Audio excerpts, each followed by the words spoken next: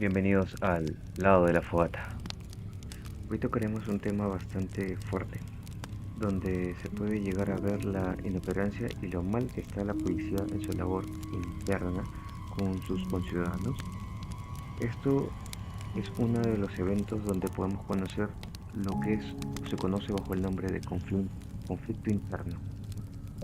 La masacre de Acomarca se da en el contexto del año de 1985 durante el primer gobierno del presidente Alan García. Fue, para ser exactos, el 14 de agosto del mismo año, cuando cuatro patrullas del Ejército Nacional se dirigían a un pequeño pueblo de la Sierra Ayacuchana tras recibir información, entre comillas, de que miembros del grupo de Sendero Luminoso preparaban una estrategia en dicho perímetro. Donde se encuentra la provincia o el pueblo de Apomarca, se encuentra en la provincia de Vilcajuamán, en el departamento de Ayacucho. Para dar un poco de contexto mayor de lo que estaba pasando en esa época, el conflicto interno o la época del terrorismo duró entre el año de 1980 hasta los 2000 más o menos, entre los cuales hubo una lucha entre un grupo armado, los terroristas, y básicamente dirigidos, en su mayoría eran conocidos bajo el nombre de Sendero Luminoso, liderado por un profesor de filosofía de la Cantuta llamado Abimael Guzmán, que acogió fuerza sobre todo en la zona de la sierra bajo un pensamiento maoísta y leninista. Comenzó en su primer momento convenciendo a jóvenes que estudiaban en la universidad en Tuta para posteriormente llegar a la sierra. ¿Y por qué a la sierra? Porque era la zona donde se encontraba la mayor población que era no atendida por el país, por el Estado, que tenía que estar presente. Bajo este conflicto se cometieron tantos abusos de parte de la policía como de los terroristas. En el medio de este conflicto se encontraba la población, sobre todo la población de provincias, que al ver que no había apoyo por parte del Estado, decidieron, al escuchar estos pensamientos nuevos, apoyar con promesas falsas, y que en muchos casos esta población misma era iletrada, hizo más fácil que creyeran en un grupo terrorista que les mentía diciendo que conseguirían una igualdad que hasta hoy en día es inexistente y que conseguirían que todos los beneficios que existían en el Estado y que servían mayormente en Lima llegara de alguna manera a ellos.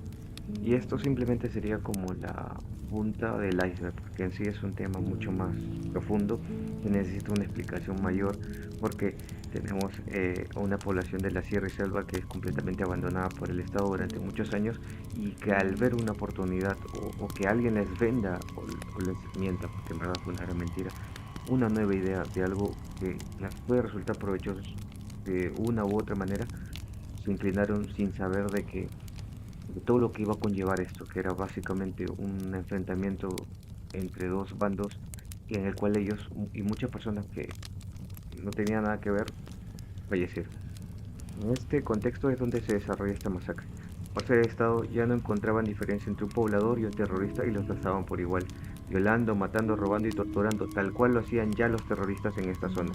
De esta época de la historia peruana, si es que no les gusta leer o quieren saber un poquito más o recordar quizás un poco sobre esta época, hay muy buenas películas. Una de ellas se conoce como el nombre de Paloma de Papel, y otra película que te narra pero desde el punto de vista de la policía o de los soldados es una película llamada En la boca del lobo. Les recomiendo bastante, si es que tienen tiempo, chequenla. Al comenzar a explicar vamos a tener tres versiones aquí: la versión del pueblo, la versión de los soldados y la versión del CBR, que es la Comisión de la Verdad y la Reconciliación, para poder darles un contexto mucho más amplio y que al final ustedes puedan sacar sus propias conclusiones de quién crean que tiene la verdad. Las tropas del orden, al llegar al punto, ejecutaron un plan que consistía en asesinar a campesinos en la quebrada de Yocapampa, un valle al pie de la montaña donde se encuentra esta comarca, ya que creían que en ese lugar se encontraba población que estaba adoctrinada bajo Sendero Luminoso, y reunieron a las poblaciones diciéndoles que se realizaría una reunión. Previamente habían cercado el lugar ya y habían disparado para evitar la fuga de cualquier poblador, y a pesar de la petición de algunos pobladores, decidieron no asistir igual y se escondieron, consiguieron e intentaron matarlos. Aquí es donde podemos tener la primera versión, que es la que voy a explicarles. La primera versión es de la población. Los militares pasaron de casa en casa sacando a la población hacia una choza, que era de uno de los vecinos, donde supuestamente se realizaría una asamblea. Al ser encerrados, los militares abrieron fuego y lanzaron granadas contra ellos. En su mayoría se trataban de mujeres, niños y ancianos.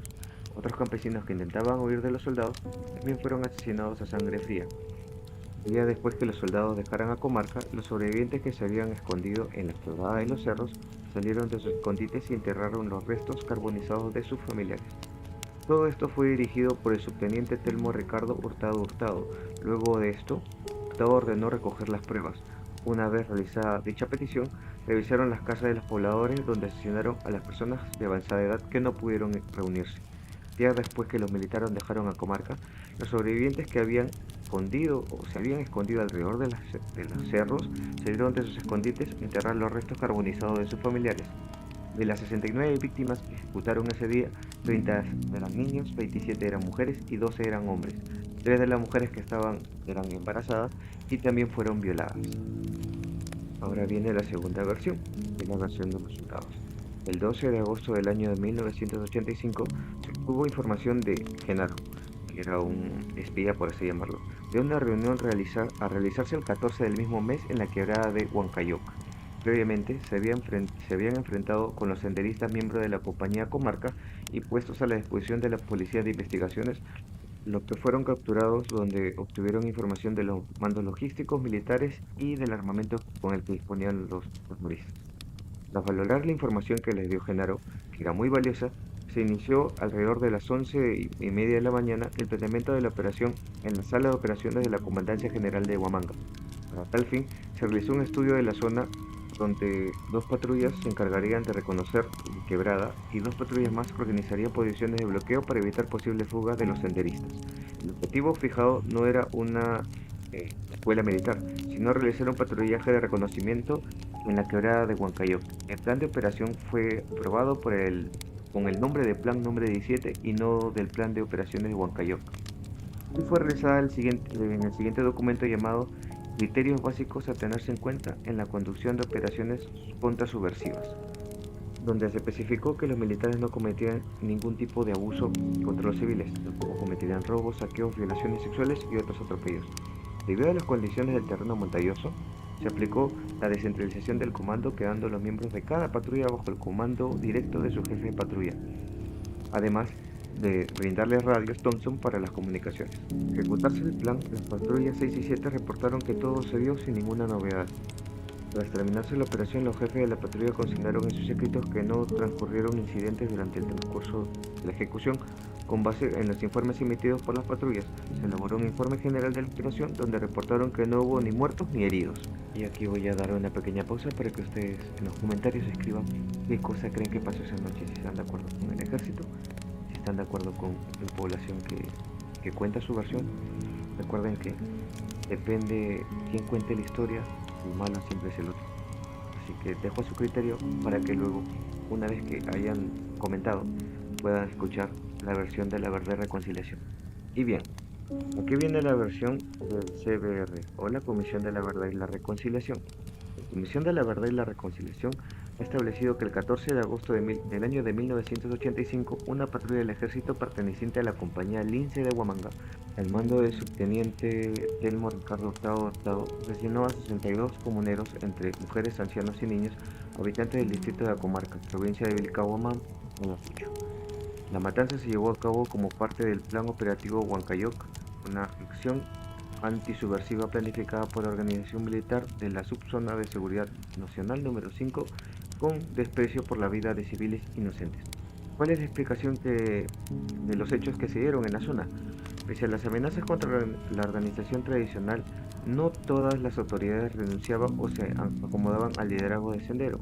Pocas palabras, no todas las personas que estaban o eran líderes del pueblo estaban metidos en el terrorismo. Este fue el caso de Acomarca, donde las autoridades locales, aunque inicialmente toleradas por Sendero Luminoso para confundir a los militares de la base de Vilcabamba, posteriormente se negaron a abandonar sus cargos, siendo por ello asesinadas en el año de 1982. Junto con la destitución de autoridades, Sendero Luminoso fue convirtiendo los colegios en el vehículo más importante para la adoctrinación y capacitación de militares. Otro aspecto importante de las actividades subversivas era la formación de las llamadas escuelas populares, a las que los senderistas obligaban a asistir a toda la comunidad mediante la presión o el miedo. Ante esta situación, en el año de 1983 se iniciaron las primeras incursiones por parte del ejército en la denominada zona liberada, o lugares donde Sendero pretendía haber instalado, entre comillas, comités populares. En este aspecto, Sendero Luminoso ya se había hecho parte y cargo de los campesinos.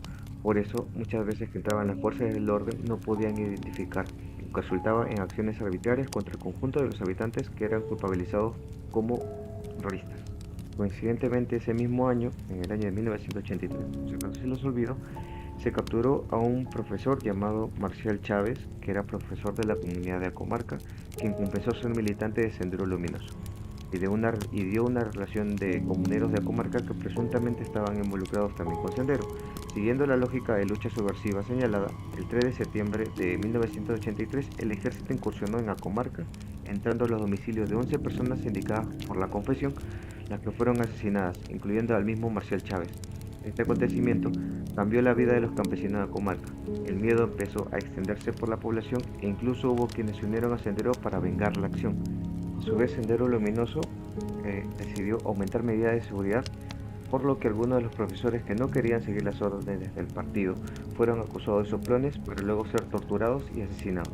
El miedo fue en aumento entre los comuneros, debido a que tenían de una parte a Sendero Luminoso que los podía matar y de la otra parte a la policía o al ejército que no los reconocía como personas civiles.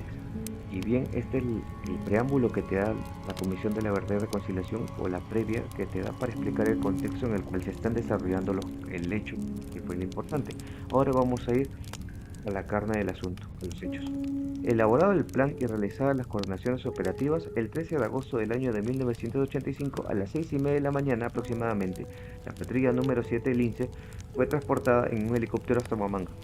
Luego se transportaron hasta las alturas de Huancabalpa, bajo el mando del capitán Infante Elber Galvez Fernández, en donde llegaron alrededor del mediodía. Desde dicho lugar continuaron a pie hasta el distrito de Acomarca, llegando alrededor de las 5:30 de la tarde. Después de pasar la noche en el pueblo de Acomarca, en horas de la mañana del día siguiente y antes de dirigirse al punto de Huancayol, detuvieron en su domicilio al comunero Cornelio Quispe Baldión, quien fue interrogado. No sabe dónde están los otros 10 y fue conducido en dirección a la Plaza de Armas. 6:30 de la mañana aproximadamente del 14 de agosto, el subteniente Tel Murtado y los integrantes de su patrulla llegaron a la quebrada de Huancayoc y Yocapampa, donde se levantaban algunas chozas precarias que se utilizaban para alojar a los campesinos durante la época de cosecha de maíz que se daba en la zona. La patrulla ingresó por varios frentes realizando disparos con arma de fuego con el supuesto fin de evitar la fuga de los pobladores. Una vez que tomaron el control del lugar, procedieron a buscar de choza en choza a los pobladores con el fin de conducirlos hasta una pampa donde se llevaría a cabo una reunión. Durante esta operación no se produjo ningún enfrentamiento, el cual no hubo bajas en ninguno de los dos lados. Sin embargo, los efectivos militares actuaron violentamente contra las personas que se encontraban. La Comisión de la Verdad y Reconciliación ha podido determinar que 3 efectivos militares ingresaron a la casa de Emilia Chucón Texi, ubicada en la quebrada de Huancayoc, y realizando disparos asesinando a su padre, José Chucón Janampa, de 65 años de edad, a su madre, María Valdeón Reza, de 54 años de edad. Asimismo, de la patrulla del INSE, 7 entraron en la choza de Clemente Valdeón Teque, llevándose a su esposa Leandra Palacios Quispe y a su hijo de un mes de nacido. Igualmente se llevaron a su vecina, que se encontraba embarazada, y a sus 3 menores hijos. Incendiaron su casa antes de retirarse. A pesar de que el ejército realizó una búsqueda exhaustiva de material subversivo, para lo cual utilizaron inclusive perros que habían llevado hasta el lugar, no se encontraron armas, municiones, explosivos o propaganda de Sendero Luminoso. Luego de la búsqueda, todos los pobladores fueron reunidos en la zona conocida como Atupampa. En este lugar, los hombres y las mujeres fueron separados, siendo los hombres sometidos a maltratos, golpeados por la culata de los fusiles. Por su parte, las mujeres habrían sido arrastradas hasta una chacra que los testigos identifican porque había un árbol de molle donde habrían sido violadas sexualmente. Alrededor de las 11 de la mañana, todas las personas reunidas en Jatupampa, que alrededor eran unas 50 personas, fueron llevadas por los militares a la casa de César Gamboa de la Cruz, que se encontraba ubicada en el sector de Apuspata, a una distancia de unos 300 metros. En este lugar un grupo de mujeres y niños fueron introducidos a la cocina. Una vez que todos los pobladores se encontraban en el interior de la casa, el subteniente Tel Murtado ordenó a su personal de tropa disparar contra ellos. El propio Tel Murtado, además de dar la orden de disparar, lanzó una granada provocando una explosión y el incendio de los lugares donde se encontraban las personas detenidas. Consumado el asesinato y con el fin de impedir la identificación como responsable de los hechos y dar la apariencia que se trataba de un ataque de Sendero Luminoso, Telmo ordenó a su personal que recogieran todos los elementos y sustancias utilizadas. Después de esto, los integrantes de la patrulla militar revisaron nuevamente las casas y chozas de la población. Encontraron una persona de avanzada edad a quien asesinaron. Asimismo, encontraron a 3 niñas que eran hermanas, las metieron a la casa del señor Alejandro Quispe, donde le dispararon, para luego incendiar la casa. Habiendo culminado con este operativo, los militares se trasladaron a la casa de Pablo Baldión, ubicada en el sector denominado Yanacocha, donde festejaron bebiendo, bailando, matando animales de la población y gritando que habían matado a terroristas. Alrededor de las 3 de la tarde, cuando se disponían a retirarse, se dieron cuenta que una anciana intentaba apagar el incendio que continuaba en una de las casas del señor Gamboa de la Cruz, donde había ocurrido la matanza. Ante esta situación, los soldados empezaron a dispararle a la distancia, pero como no acertaron, decidieron que 2 soldados regresaran para matarla. Lo que hicieron, dejaron su cadáver en el mismo lugar. La anciana era Juliana Baldión García, de 80 años, madre de Benita Medina Baldión, esposa del propietario de la casa donde ocurrió la matanza. Ese mismo día también fue asesinado el guía Filomeno Chuchón Tixe, a quien se indicaban como el camarada Genaro, puesto que había sido testigo de los hechos. En la noche de ese día, el Murtado se encontró en la comarca con los integrantes de la patrulla Lince, que durante la ejecución del plan operativo Huancayoc se habían mantenido en un lugar ubicado a 3 kilómetros de la quebrada, de donde se escucharon los disparos. Ambas patrullas permanecieron en el lugar de encuentro hasta el día siguiente, tiempo durante el cual los soldados mataron a los animales de los pobladores para alimentarse y saquearon las tiendas y las viviendas de los pobladores, llevándose todas las cosas de valor que encontraron: dinero, artefactos, ropa, frazadas y otros bienes. Después que los soldados se fueron de la comarca, la población que había conseguido escapar o esconderse retomaron a Yocapampa, donde recogieron los cuerpos de las personas que habían sido asesinadas y que habían quedado regados en distintas partes del lugar. Pudieron identificar ciertos restos como el de Julia Baldión García cerca de la choza incendiada por los soldados. Sin embargo, los restos de otros comuneros y comuneras fueron hallados carbonizados, siendo imposible identificar a las víctimas. Ante esto, los habitantes de la zona decidieron trasladar los restos a una fosa preparada por ellos mismos, unos 10 metros de distancia de la casa donde habían sucedido los hechos. Junto a los restos óseos calcinados, la población hallaron casquillos pertenecientes a fusiles que habían sido utilizados por los soldados. El mismo día, 15 de agosto de 1985, la comunera Emeteria Pérez Baldión encontró a su esposo Cornelio Quispe muerto cerca del cementerio del distrito de la comarca, y junto a él yacía el cuerpo de Rosalino Quispe Palacios. El cuerpo de Cornelio presentaba una herida de bala a la altura del estómago y el de Rosalino tenía un impacto de bala en la frente. Ambos estaban amarrados con una soga. Igualmente, después de 3 días, Eulogia de la Cruz Gamboa encontró en el sector dominado Ñuñuguaniyoc el cuerpo incinerado del comunero Pastor Gómez, a quien decidieron enterrar en el mismo lugar donde se encontró. Sin embargo, el ciclo de muerte de la comarca no había acabado aún. El 8 de septiembre del año de 1985, efectivos militares dieron muerte a Brígida Pérez Chávez y a su hijo Alejandro Baldión Pérez, testigo de la matanza ocurrida. El 13 de septiembre también del año de 1985 fueron encontrados en el cementerio de la comarca los cuerpos de 5 personas cuyos cuerpos, aún sangrantes, mostraron huellas de haber sido muy recientemente victimados a balazos, o antes de la llegada de una comisión investigadora del Congreso de la República, en la que se hallaba el diputado Fernando Olivera de las filas del Partido Popular Cristiano. Al hacerse público lo que pasó en la comarca, el Congreso envió a un grupo de especialistas, y esto lo digo entre comillas, para hacer la investigación sobre lo que pasó, y estos fueron sus resultados.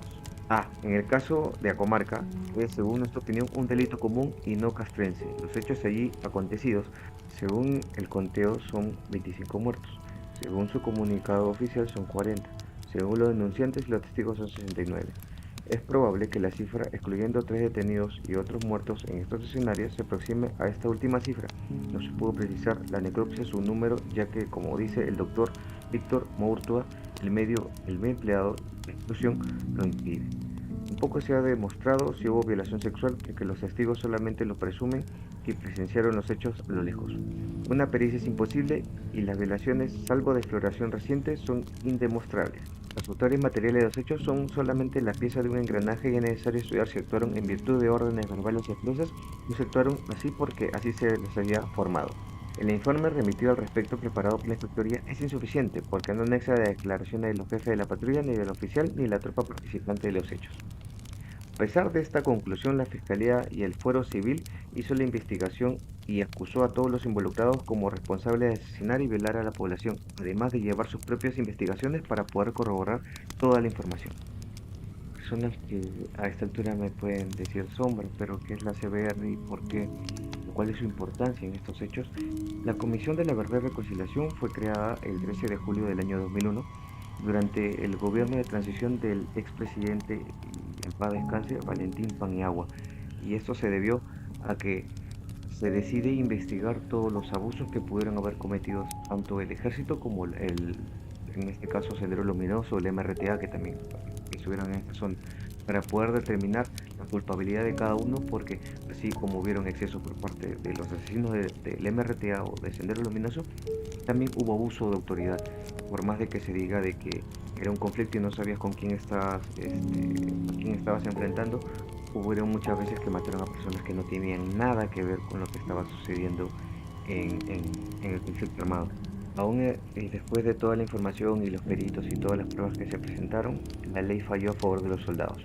La primera sentencia a la que se llevó la sala de guerra de la segunda zona judicial del ejército el 15 de octubre del año de 1987, 2 años después de la matanza, absolvió a todos los acusados de las acusaciones mayores, de las más graves, de homicidio calificado, y luego hizo recaer la culpabilidad de delitos menores de grave como abuso de autoridad, solamente en Telmo Hurtado, a quien condenó a 4 años de prisión y al pago de unos 50.000 intis, que al cambio más o menos serían unos hoy en día $830 aproximadamente. Dicha sentencia fue anulada por el Consejo Supremo de Justicia Militar, que devolvió el caso a la segunda zona judicial del ejército para que se hiciesen mayores investigaciones. Luego de 2 años más de prolongar el proceso, el 9 de febrero del año de 1989 se sobrellevó la causa contra el jefe político militar de la zona de Vilcahuamán, Víctor Fajardo Ricardo Sotero Navarro, y contra los jefes de la patrulla Lince 6, Lobo y Tigre.